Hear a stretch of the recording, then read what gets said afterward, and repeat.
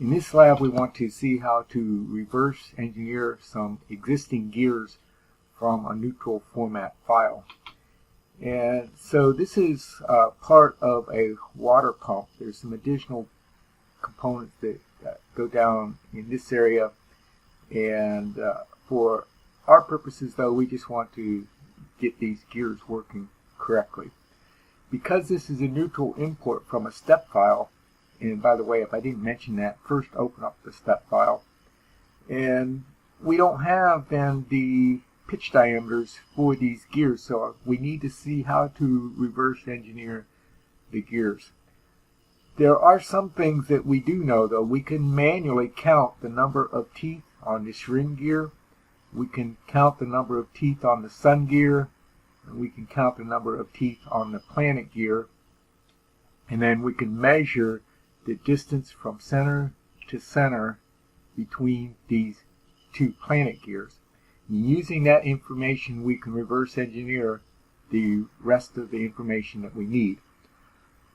These three components, this fan, this shaft, and this sun gear, will all move together. This is a press fit onto the shaft, and then this shaft fits into this gear. So let's demote those to a subassembly. Notice that our ring is grounded component. So I'm going to hold down the control key, and I'm going to select these three parts, and then I'm going to right click and I'll do component, demote, and I will let's call that sun subassembly, and it's an inch, so I'll go ahead and just save it.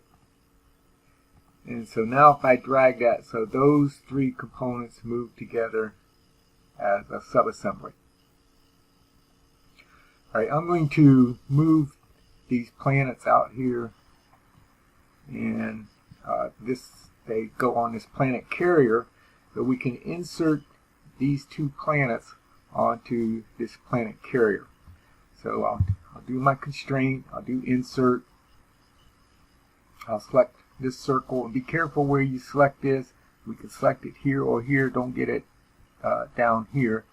And so I'll select that, and so that inserts that one, and I'll insert the second one, so I'll insert that onto here. Okay, so we know that those will be converted to revolution joints. I'm then going to insert this circle right here onto this circle right here. So I'll do constrain, I'll do insert, I'll select this circle right here, I'm going to insert that on this circle right here. Now it puts it in the opposite direction of what it was originally. I want it flipped around, so I'll flip that around like that, and so we have that in position now.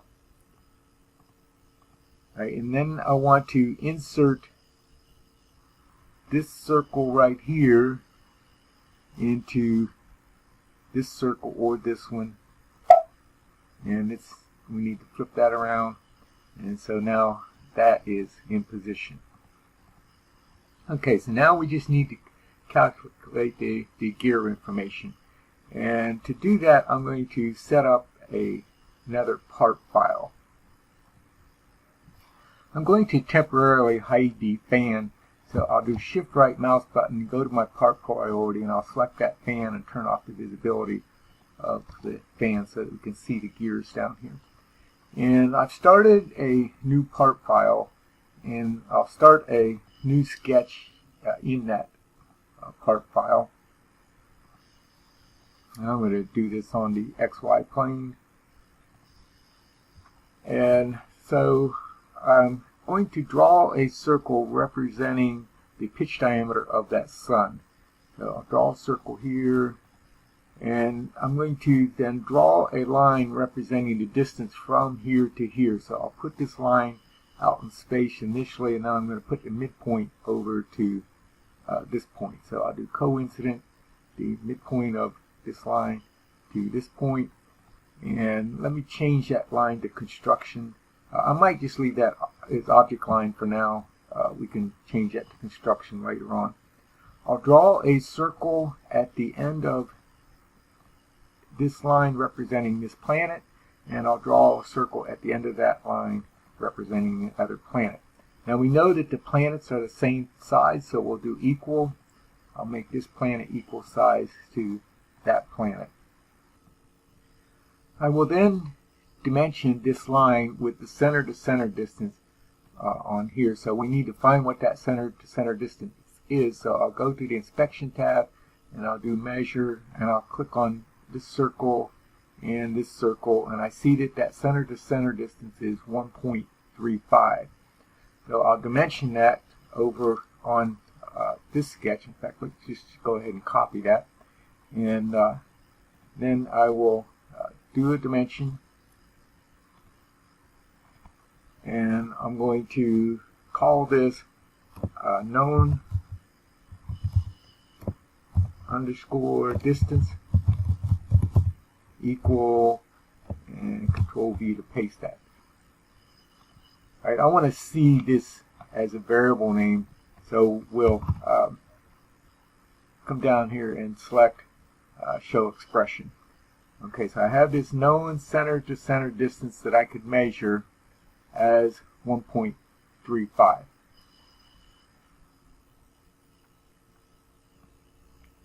going to start a new Word document to create a lab report for this, and you can count the number of teeth on the planets.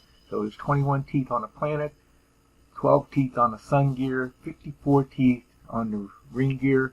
You may need to take off your shoes and socks, and I don't know, just have enough to count up to 54. And then we just measured the center to center distance between the planets, and so we know the distance from the sun to the planet is half of the distance between the planets, so this number divided by 2. So start the lab report, start recording this information as we go along.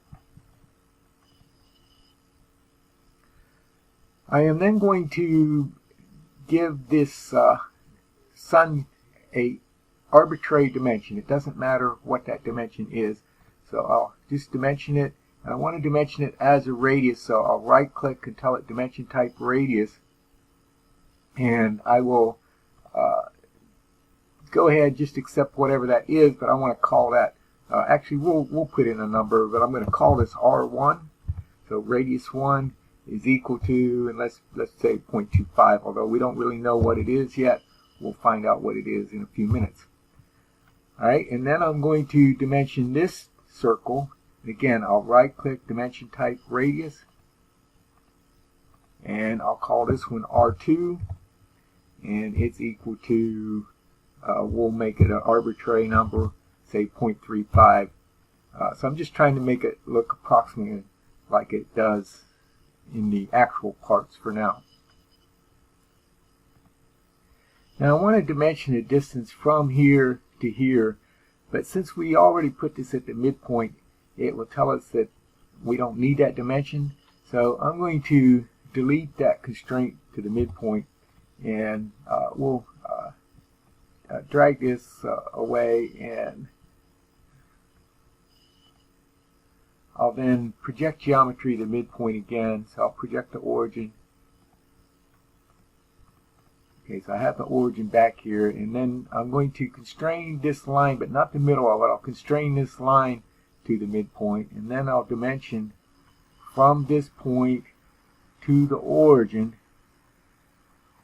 and I'm going to call that C to C for center to center, C underscore C, and actually let's call that C underscore TO underscore C, center to center, equal to this known distance divided by 2. And so I put that in this dimension as the known distance that we measured divided by 2. That moves this to the origin. Now we know how many teeth are in each of the gears, and so I've written out some formulas. Now put these formulas into your lab report. We know that there are 12 teeth on the pinion, on the sun gear, 21 teeth on the pinion gear, or on the planet gear. And so if we set up this calculation, then we know that radius 1 is equal to 12 times the center to center distance divided by the 12 plus the 21, or 33. So that will give us the radius of this gear. So let's go ahead and set that up. Put all this information into your lab report.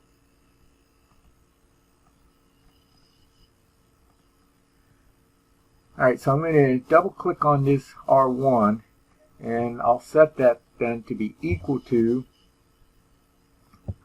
parentheses 12 UL, unit list, the number of teeth, 12 UL times the center to center distance, close parentheses, divided by 33 UL. Alright, so that gives us the radius for R1.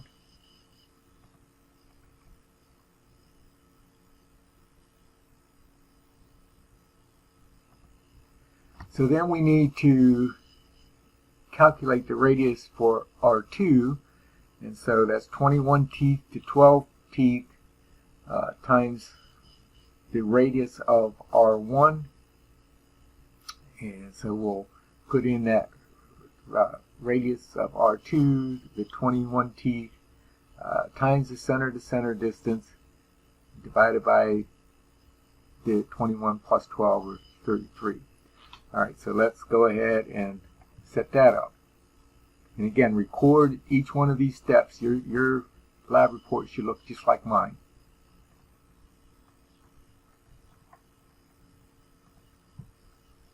So I'll double click on R2, and I'll set that to be equal to the parentheses, the number of teeth on the planet times the center to center distance, close parentheses, divided by the number of teeth on the planet plus the number of teeth on the sun, or 33 UL.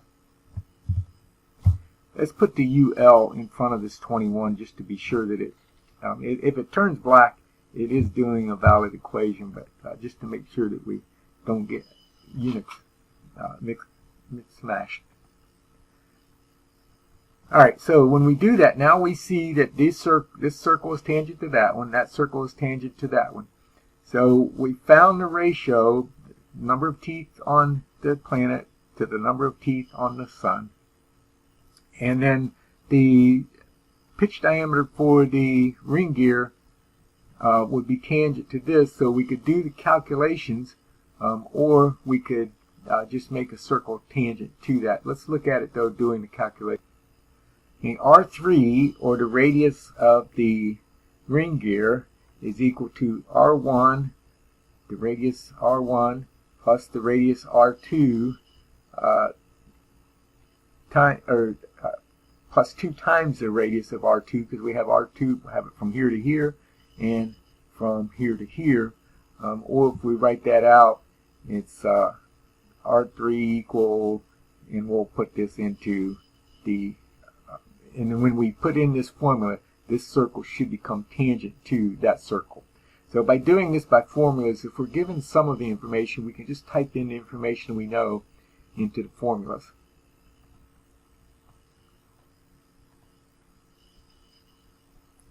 Alright, so let's draw a circle, and we'll put it at the origin. And I'm going to expand this because we know where we got the information for this. And so I'll dimension then the radius of this circle. Make sure you do radius. I'll tell it dimension type radius. And we'll call this R3.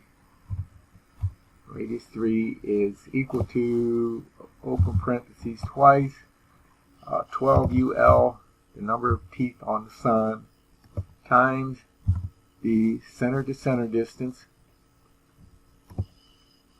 divided by 33, the total, divided by, I need to close parentheses first, then divided by 33 UL, the total number of teeth on the sun and planet, close parentheses, plus the, we need to get the radius here and the radius up here, so parentheses 2 UL 2 times, open parentheses, 21 UL times the center to center distance, close parentheses twice, divided by 33 UL. And when I say OK, this circle should become tangent to this circle. And I've got a mistake somewhere in my equation because it didn't become tangent, so let's double click on that and go back through and make sure that I have my formula correct.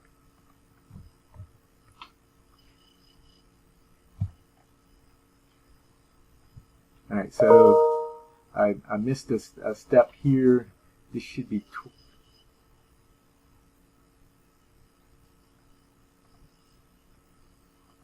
this should be 12 times. 12 times the center to center distance, divided by 33, 2 times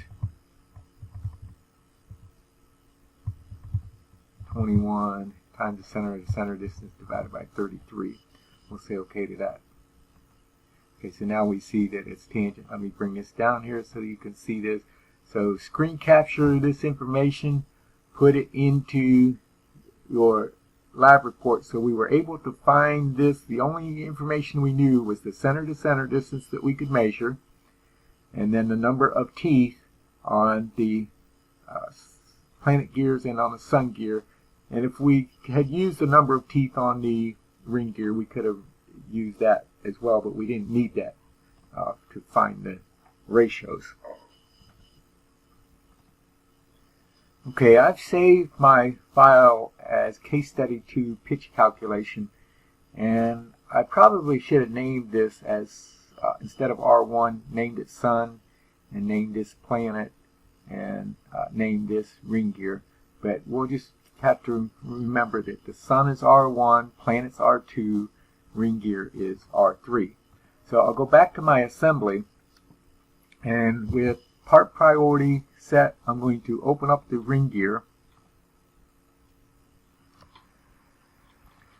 and then I'm going to get the dimension for R3 into the ring gear. So I'll go to the Manage tab, I'll go to Derive, and I will select my my case study 2 pitch calculation as what I want to derive. And then the only thing that I want, I don't need the sketch, although I could just bring in the sketch and just extrude that, but I don't know where it's going to put it.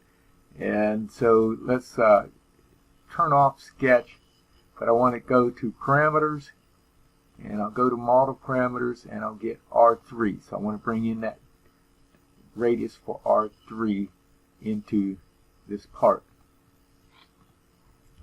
Alright, then I'm going to start a new sketch, and I could either start it on this space right here or this space down here. I'm going to start it on this space, and I'll draw a circle.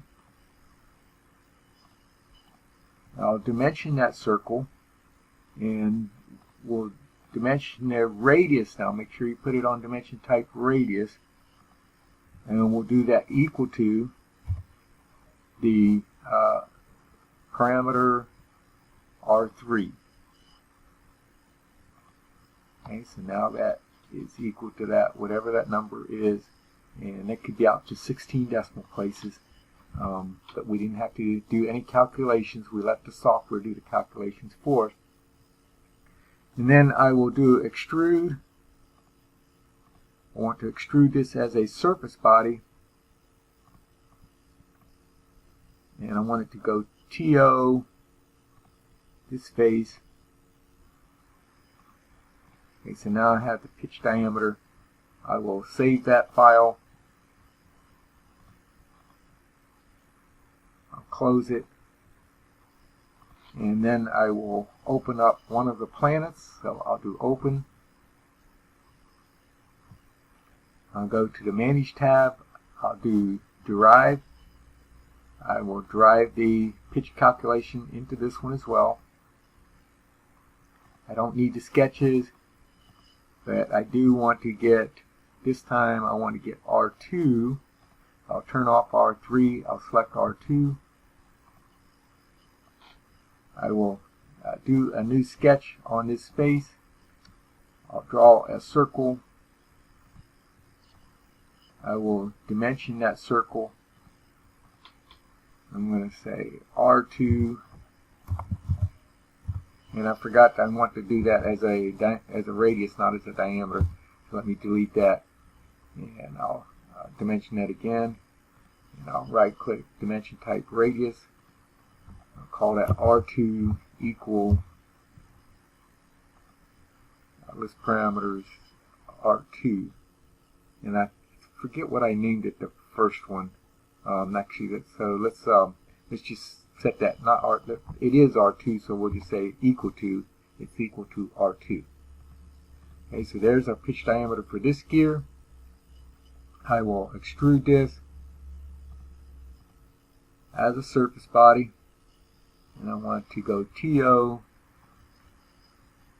this space right here, and so I have the pitch diameter for this gear. I'll save that. I'll close it, and then I need to get the sun. So I will open the sun. I'll go to the Manage tab. I'll do Derive. I'll select the case study, and I want to get the parameter for R1 this time. And so I'll do a new sketch on this face. I'll draw a circle. I'll dimension that as a radius. And I'll select that equal to the R1. And I will extrude that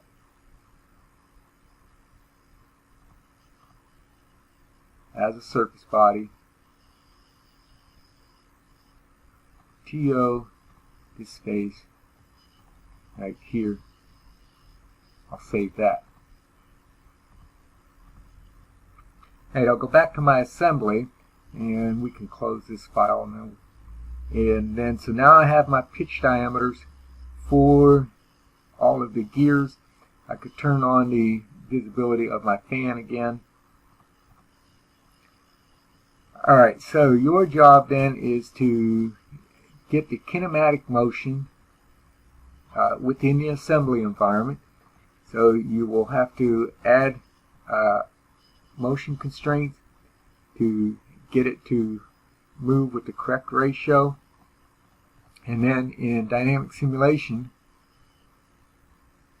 so if I go to environments, dynamic simulation, you will have to get the constraints or joints on here to get it to move. Now notice it's showing everything is in a welder group. So what do you need to do to fix that so that those are not all in a welded group. I'll leave that for you to do. If you run into trouble, let me know. When you complete this, submit both the lab report showing how to do the calculations and send me a link to video of it working in dynamic simulation to Play-Doh.